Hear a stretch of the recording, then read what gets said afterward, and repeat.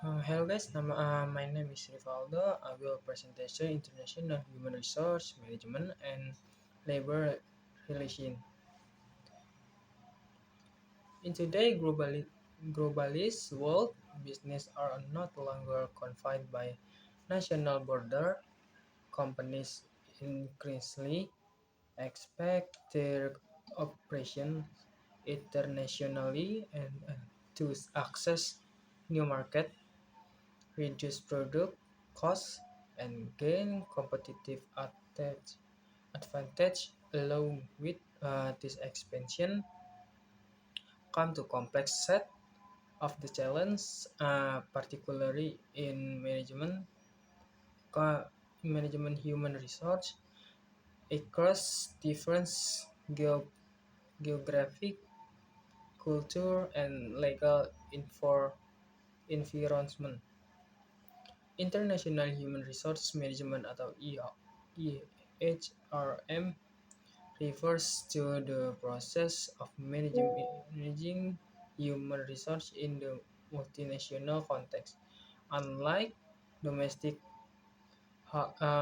HRM, which is focused solely on the single national setting, HRM deals with the recruiting, developing, compensating, and maintaining employee across multiple countries. It's the with it unique laws, culture, and expectation. Number one, the nature of and the scope of EHRM. EHRM typically involves managing the categories of the employee. It's number one, parent country national, employee from the country where the company headquarter is location, often sent abroad as expatriates. And number two, host country national. Employee hired locally in the country where a subsidiary operation. And number three is third country national. Employee from the country other than the home or host country. Managing global workforce force requires sensitivity to several critical factors. Number one, culture difference, which is influence communication style, leadership expectation, and decision making, and the perception of hierarchy. Number two is legal and regulatory framework, which is very significantly across country in the term of the labor law, employee contract, work hours, and termination policy. And the number three, social value and workplace norm, which is affect employee motivation, engagement, and the behavior at work.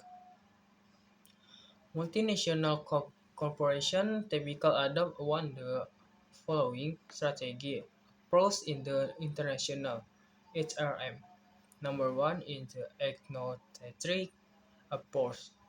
Key positions are filled by employees from the headquarters country. And number two, polycentric approach. Subsidiary and are management by local personnel with limited involvement from the parent company. And number three, geometristic approach.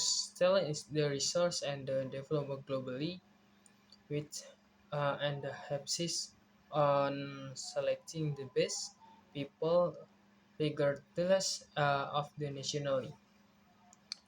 Number two, challenge in international human resource management. Management human resource across border parents a unique challenge. It's number one, expatriation management. Assigning employee to international posts requires carefully selection, culture training, support for family adjust, and the overall talent representation strategy. Number two, globally standardization versus locally adaptation. Company must balance the need for consistent HR practice with the flexibility to adapt to local expectation and laws.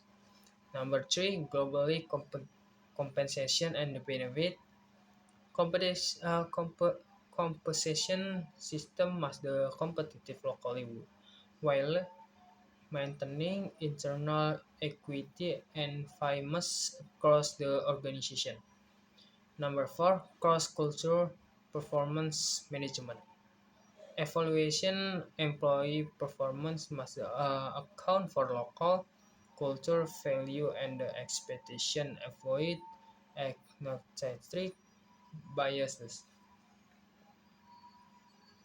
Number three, labor relation in the global business.